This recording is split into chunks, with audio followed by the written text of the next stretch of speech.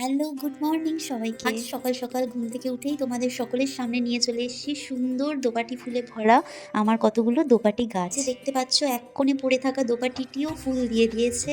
আর এদিকে সব সবুজে সবুজ। তোমাদেরকে বলে রাখি যে এই দোপাটি গাছ কিন্তু বড়ই অযত্নের একটি গাছ। খুব কম যত্নতেই এই দোপাটি গাছ বেড়ে ওঠে আর ফুল দেয় এত সুন্দর। তাই তোমাদের যাদের কাছে সময় খুব কম তারা ইজিলি দোপাটি ফুলের গাছ লাগাতে পারো আর এরকম এত সুন্দর ফুল পেতে পারো। এই দোপাটি ফুলটা কোনো অংশেই গোলাপের থেকে কম কিছু মনে হচ্ছে না। দেখতেই পাচ্ছ, মনে হচ্ছে একটা সুন্দর গোলাপ। গাছের পাতাগুলি না দেখলে হয়তো তোমরাও ভাবতে এটা গোলাপ ফুল। আর হ্যাঁ, অল্প যত্নের কথা বলতে মনে পড়লো, তোমরা দেখতেই পাচ্ছ কত বালি কাঁকড়ের মধ্যেই এই গাছগুলো হয়েছে।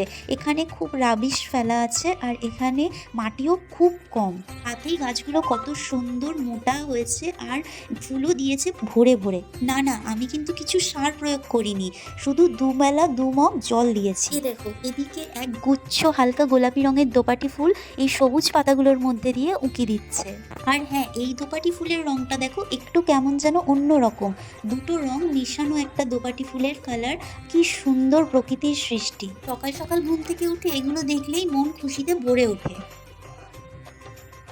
হ্যাঁ, ভেবো না যে এখানে শুধু লাল আর হালকা গোলাপি রঙের দোপাটি আছে, এখানে একটা সাদা রঙেরও দোপাটি গাছ আছে। দেখতে পাচ্ছ কত ছোট্ট গাছে কত বড় একটা দোপাটি ফুল দিয়েছে। এই গাছটা এত বড় বড় গাছের ছাওয়ায় আছে বলে এটা সেইভাবে বেড়ে উঠতে পারেনি, তাতেই এত সুন্দর ফুল দিয়ে ফেলেছে। আর এই দিকের ছোট গাছটাতেও অনেক কুড়ি চলে এসছে, আবার ফলও হয়ে গেছে।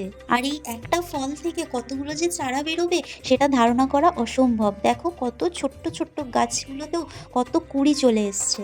গাছগুলো অত পুষ্টি হয়নি, কিন্তু তাতেই ফুল দেওয়ার জন্য ব্যস্ত হয়ে পড়েছে। আর এর থেকে তোমরা বুঝতেই পারছো যে প্রকৃতি আমাদেরকে দু হাত দিয়ে সবকিছু দিতে রাজি, তাই প্রকৃতির খেয়াল রাখাও আমাদের কর্তব্য।